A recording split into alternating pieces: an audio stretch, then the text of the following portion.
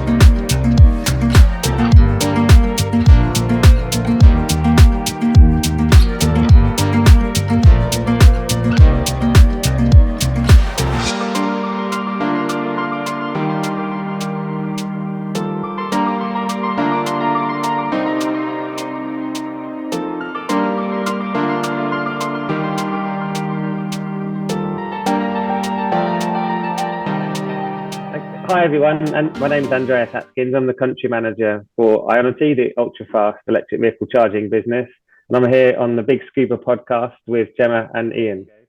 Great. Good morning. So, good morning. How you doing? Yeah, good, thank you. Yeah. Very good. Yeah. Good.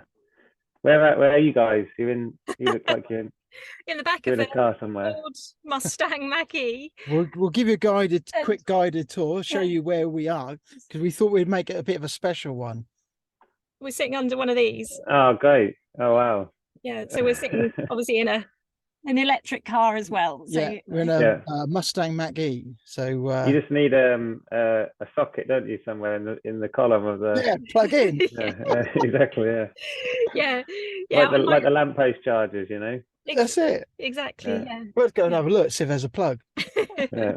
I might maybe have to just plug the laptop in at some point, but so if you see me hop up, then I'll just have to get the car started. But okay, right. So Andreas, welcome to the Big Scuba podcast. It's lovely to have you with us on location. Yeah, great. Thank you very much. Looking forward to it. Great. So obviously our audience is worldwide. Some of them are scuba divers, some of them are not divers, but can you just explain what Ionity is and what you do? Yeah, so Ionity is an ultra fast electric vehicle charging business. We are a joint venture from a number of our shareholders. It's a joint venture between the car manufacturers, Mercedes, BMW Group, Audi, Porsche, Hyundai, Kia, and Ford. Mm-hmm. They've collaborated to establish a high power charger network that spans 24 countries across Europe. It's a work in progress. The ambition is ultimately every 60 to 80 miles to have a high power charging hub all the way across Europe, from Lapland down to the south of Italy. Wow. Yeah. Have you got any plans to expand further afield than Europe? No, it's a European network. Yeah. It's to help support EV drivers and the sale of the vehicle. People understand quite well, if I can charge at home or at work and these kind of things, but often the question comes up, what if I make a longer distance journey? And then this is where the Ionity solution comes in. So the driver then has that option, that pass, if you like, to access the Ionity network to enable travel intercity within the country and also internationally as well. Yeah. We wanted to get you on, and we get questioned, because we are a scuba diving podcast. Why do we get people like Ford on and now yourselves? And it is relevant because as divers, we're consumers. As consumers, we're conscious as well. And as time go on, electric vehicles are going to play a bigger and bigger part in the diving world, and some may not be open to that straight away. And a lot of us are. And it's going to play a bigger part of that. So it is relevant that we talk to you and find out why.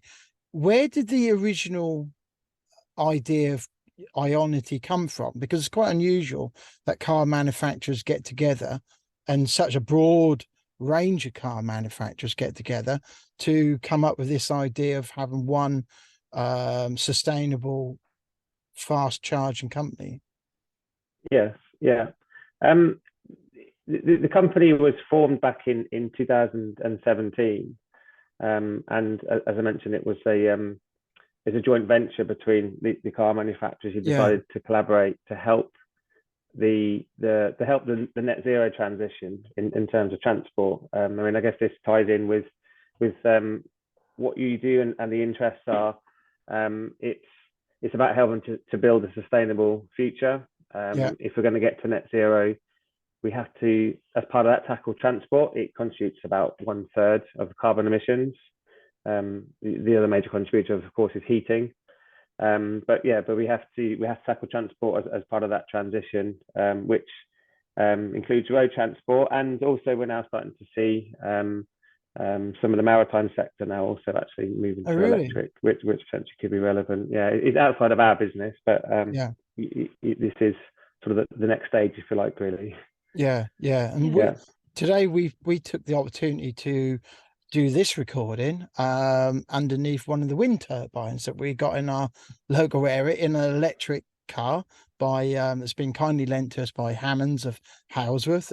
It's a Ford Mustang fully electric car, Mach E, and it's a great spot. And you think, wow, do you know what, this is this is the future. Yeah, I agree. I think the electric vehicle industry, I mean, I've worked in this industry for nearly 12 years now. I started back in 2012.